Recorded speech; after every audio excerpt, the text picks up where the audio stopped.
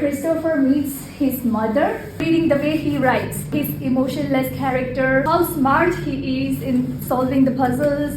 ನಮಸ್ತೆ, ನಾನು ನಿಮ್ಮ ಸೀಮಾ ಚೈನಾದಿಂದ ಮಾತಾಡ್ತಾ ಇದ್ದೇನೆ. ಈಗ ನಾನು 10 ಗಂಟೆ ರಾತ್ರಿಗೆ ಕ್ಲಾಸ್ ಮುಗಿಸಿ ಮನೆಗೆ ಹೋಗ್ತಾ ಇದ್ದೇನೆ. ಆಯಿತಾ, ಒಬ್ಬಳೇ ಇದ್ದೇನೆ, ನಡ್ಕೊಂಡು ಹೋಗ್ತಿದ್ದೇನೆ.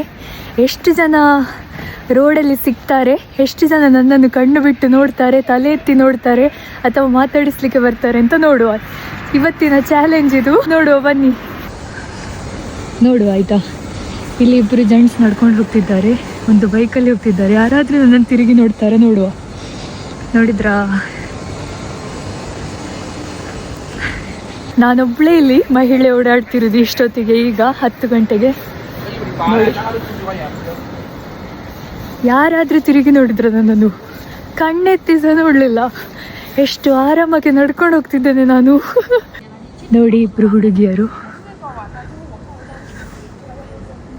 ಅವರಷ್ಟಕ್ಕೆ ಬರ್ತಾ ಇದ್ದಾರೆ.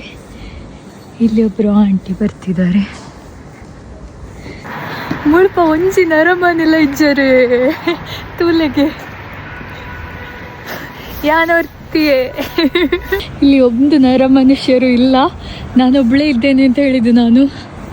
ಚೈನಾದಲ್ಲಿ ಯಾವ ಕಾಲೇಜುಗಳು ಕೂಡ ಭಯಪಡಬೇಕಾಗಿಲ್ಲ ಇಷ್ಟು ಲೇಟ್ ಕ್ಲಾಸ್ ಇಡ್ಲಿಕ್ಕೆ ಅಲ್ವಾ. ಯಾಕೆಂತ ಹೇಳಿದರೆ ಮಕ್ಕಳು ಮನೆಗೆ ಹೋಗುವಾಗ ಸೇಫಾಗಿ ಮನೆಗೆ ತಲುಪ್ತಾರೆ ಅಂತ ಹೇಳುವ ಧೈರ್ಯ ಉಂಟು ಇಲ್ಲಿ. ಹಾಗಾಗಿ ನೋಡಿ, ಇಲ್ಲಿ ಒಬ್ಬರು ಅಂಕಲ್ ಇದ್ದಾರೆ, ನನ್ನನ್ನು ತಲೆ ಎತ್ತಿ ನೋಡ್ತಾರಾ ಅಂತ ನೋಡುವ.